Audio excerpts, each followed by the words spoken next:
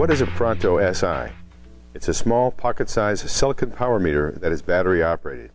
It features a thin profile and flip-out sensor with a slide-in attenuator. Measure in the visible to the near infrared and from a few nanowatts to 800 milliwatts.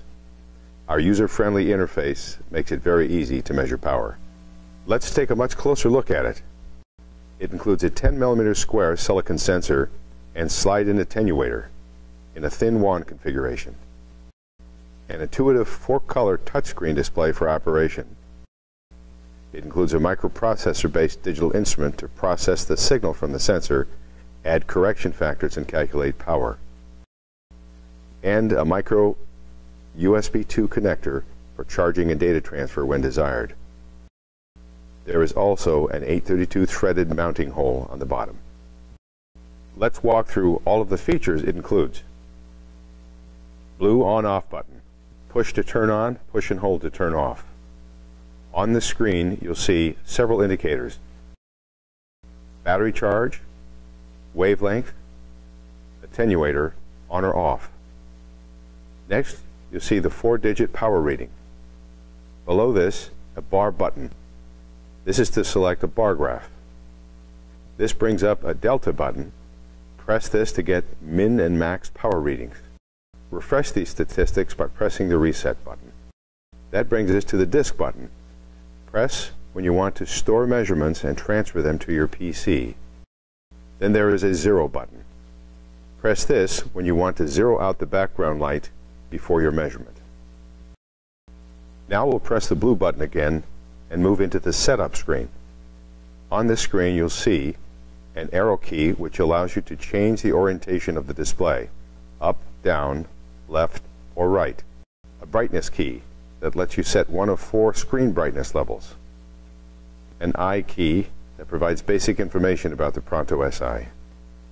There is also a wavelength button.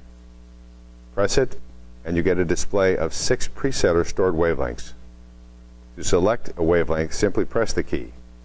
To change a wavelength setting, push and hold the key. Now touch the number you want to adjust and use the arrow keys.